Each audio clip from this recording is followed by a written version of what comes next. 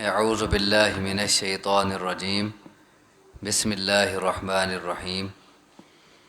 سورۃ التوبہ آیت نمبر 64 سے یحذر المنافقون، ڈرتے ہیں منافق، ان تنزل، اس بات سے کہ اتاری جائے، علیہم، ان پر، سورۃ، کوئی صورت، تنبئہم، جو بتا دے انہیں، بما فی قلوبہم، اس کے متعلق جو ان کے دلوں میں ہے۔ قل استہزئوا، کہہ دیجئے کہ تم مذاق اڑا لو، ان اللہ مخرج ما تحذرون، بے شک اللہ نکالنے والا ہے اسے جس سے تم ڈرتے ہو۔ اس آیت مبارکہ میں بھی منافقین کا تذکرہ ہے۔ فرمایا یحذر المنافقون، منافق ڈرتے ہیں کس بات سے؟ ان تنزل علیہم، اس بات سے کہ اتاری جائے ان پر۔ یہ علیہم میں جو ضمیر ہے یہ مسلمانوں کی طرف جا رہی ہے، منافقین کی طرف نہیں جا رہی بلکہ مسلمانوں کی طرف جا رہی ہے، اس بات سے کہ ان مسلمانوں پر اتاری جائے۔ سورۃ، کوئی ایسی صورت، تنبئہم بما فی قلوبہم، جو بتا دے ان مسلمانوں کو، ہم ضمیر بھی مسلمانوں کی طرف جا رہی ہے، جو بتا دے ان کو، بما، اس کے متعلق، فی قلوبہم، جو ان کے دلوں میں ہے، یعنی منافقوں کے دلوں میں۔ منافق چونکہ مسلمانوں کے خلاف اور رسول اللہ صلی اللہ علیہ وسلم کے خلاف پروپیگنڈے کرتے تھے، سازشیں کرتے تھے، ان کا مذاق اڑاتے تھے در پردہ، تو اسی لیے پھر انہیں اس بات سے ڈر بھی لگتا تھا کہ کہیں ہمارا راز کھول نہ جائے، کہیں مسلمانوں کو پتہ نہ چل جائے، کہیں ان پر، رسول اللہ صلی اللہ علیہ وسلم پر ایسی صورت نہ آ جائے جس سے ہمارے اندرونی حالات کا ان کو پتہ دے دیا جائے، تو ان کو اس بات سے ڈر لگتا تھا۔ فرمایا ڈرتے ہیں منافق اس بات سے کہ اتاری جائے ان پر ایسی صورت جو بتا دے انہیں اس کے متعلق جو ان کے دلوں میں ہے۔ قل استہزئوا، اللہ تبارک و تعالیٰ فرماتے ہیں کہ آپ کہیں تم مذاق اڑا لو، یعنی تم در پردہ جتنا گستاخیاں کرتے ہو، مذاق اڑاتے ہو، استہزاء کرتے ہو، کر لو۔ ان اللہ مخرج ما تحذرون، بے شک اللہ نکالنے والا ہے، یعنی ظاہر کرنے والا ہے اس کو جس سے تم ڈرتے ہو، یعنی جس بات کا تمہیں ڈر ہے وہ ہو کے رہے گا۔ اللہ تبارک و تعالیٰ تمہارے راز فاش کرے گا، تمہارے اندرونی حالات سے مسلمانوں کو آگاہ کر کے رہے گا۔ وَلَئِن سَأَلْتَهُمْ لَيَقُولُنَّ، اور البتہ اگر آپ پوچھیں ان سے، یعنی اگر آپ ان سے سوال کریں کہ تم نے ایسا کیوں کیا، فلاں بات تم نے کیوں کی، وہ کام تم نے کیوں کیا، اگر آپ ان سے سوال کریں، آگے جواب کیا دیں گے؟ لا یقولن، تو ضرور بالضرور کہیں گے وہ، انما کننا نخوض ونلعب، کہ سوائے اس کے نہیں ہم تو مشغلہ کرتے ہیں اور کھیل کرتے ہیں، یعنی ہمارا ارادہ کوئی مذاق اڑانے کا نہیں تھا، بلکہ ہم تو ایک دل لگی کر رہے تھے، ایک دل بہلا رہے تھے، ہم تو ایک انجوائے کر رہے تھے۔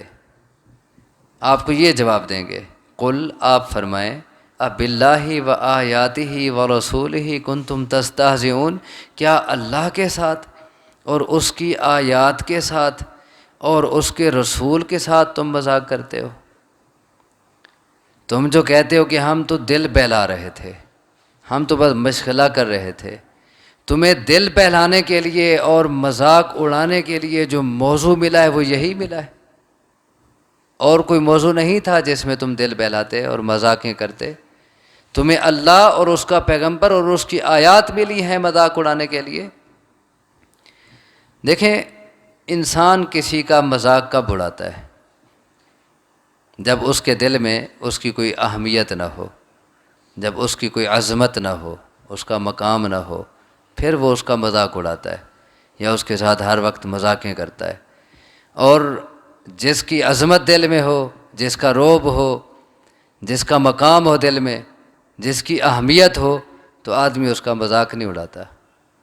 تو ان کا اللہ کا مذاق اڑانا، اللہ کی آیات کا مذاق اڑانا اور اللہ کے پیغمبر صلی اللہ علیہ وسلم کا مذاق اڑانا، یہ دلیل ہے اس بات کی کہ ان کے دلوں میں ان کا کوئی مقام نہیں ہے، نہ اللہ کے پیغمبر کا مقام ہے، نہ اللہ کی آیات کا کوئی مقام ہے، نہ اللہ کی کوئی عظمت ہے ان کے دلوں میں، ورنہ وہ مذاق نہ اڑاتے۔ اور اللہ تبارک و تعالیٰ کے دین کا مذاق اڑانا یہ کوئی معمولی بات نہیں ہے۔ آپ پیچھے پڑھ چکے ہیں سورۃ البقرہ میں کہ موسیٰ علیہ السلام نے بنی اسرائیل سے کہا ان اللہ یأمرکم ان تذبحوا بقرہ، کہ اللہ تمہیں حکم دیتا ہے کہ تم ایک گائے ذبح کرو۔ انہوں نے آگے کیا کہا تھا؟ اتتخذنا ہزوا، کیا ہم سے مذاق کر رہا ہے؟ تو آگے موسیٰ علیہ السلام نے جواب دیا اعوذ باللہ ان اکون من الجاہلین، میں اللہ کی پناہ لیتا ہوں اس بات سے کہ میں جہل بن جاؤں۔ یعنی اللہ کے دین کا مذاق اڑانا یہ جہالت ہے، یہ کوئی دل لگی اور مشغلہ نہیں ہے، یہ کوئی خوش طبعی نہیں ہے، یہ بلکہ جہالت ہے، یہ جاہلوں کا کام ہے اللہ کے دین کا، اللہ کی آیات کا مذاق اڑانا۔ اب ہم میں سے کتنا لوگ ہیں جو رسول اللہ صلی اللہ علیہ وسلم کی سنتوں کا مذاق اڑاتے ہیں، اپنے آپ کو کہلاتے مسلم ہیں، اپنے آپ کو مومن کہلاتے ہیں، لیکن مذاق اڑاتے ہیں کس کا؟ اللہ کے پیغمبر صلی اللہ علیہ وسلم کی سنتوں کا۔ اور اللہ کے پیغمبر کی سنت کا مذاق اڑانا در حقیقت اللہ کے پیغمبر کا مذاق اڑانا ہے۔ اب ایک شخص داڑھی کا مذاق اڑاتا ہے تو وہ در حقیقت کس کا مذاق اڑا رہا ہے؟ رسول اللہ صلی اللہ علیہ وسلم کی سنت کا، اور پھر آپ کا، آپ کی داڑھی تھی۔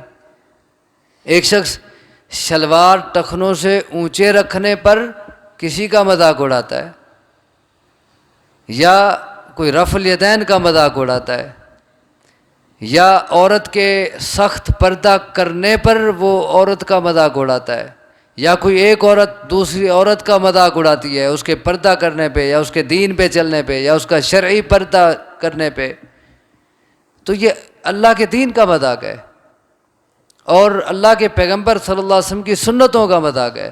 تو اس کا معنی یہ ہے کہ اس کے دل میں پھر ان چیزوں کی کوئی وقعت نہیں ہے، کوئی اہمیت نہیں ہے۔ اور یہ منافقوں کی صفت ہے کہ وہ اللہ کے دین کا مذاق اڑاتے ہیں۔ اللہ کے پیغمبر کیا فرما رہے ہیں کہ میں ایسا جاہل نہیں ہوں کہ میں دین کا مذاق اڑاؤں، اللہ کے حکم کا مذاق اڑاؤں، یہ تو اللہ کا حکم ہے۔ اور یہ منافقوں کی صفت کیا ہے کہ وہ اللہ کی آیات کا، اللہ کا اور اللہ کے پیغمبر کا اور اللہ کے دین کا مذاق اڑاتے ہیں۔ جو بات نہیں ماننی مذاق میں اڑا دی۔ کوئی بندہ مسئلہ سمجھائے، آگے ماننے کو دل نہیں کر رہا، آگے نہیں مان رہا، مذاق میں بات ڈال دی۔ یہ منافقوں کی صفت ہے۔ اور اللہ کے دین کا مذاق کہیں اڑایا جا رہا ہو، ایسی مجلس میں بیٹھنا ہی گناہ ہے۔ خود مذاق اڑانا تو دور کی بات ہے، اگر کہیں اللہ کے دین کا مذاق اڑایا جا رہا ہے وہاں ہم بیٹھ ہی نہیں سکتے۔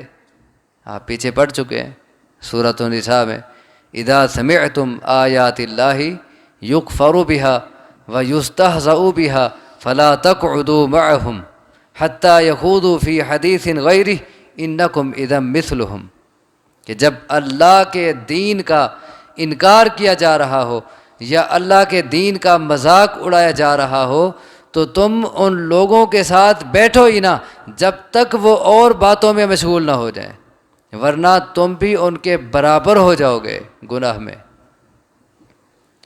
تو فرمایا اگر آپ ان سے سوال کریں، پوچھیں کہ تم نے یہ بات کیوں کی ہے، کیوں مذاق اڑایا ہے، لا یقولن، تو وہ ضرور کہیں گے انما کننا نخوض ونلعب، کہ ہم تو بس مشغلہ کرتے ہیں اور کھیل کود کرتے ہیں، یعنی بس دل بہلاتے ہیں، ہمارا ارادہ کوئی تحقیر نہیں ہے، کوئی گستاخی نہیں ہے۔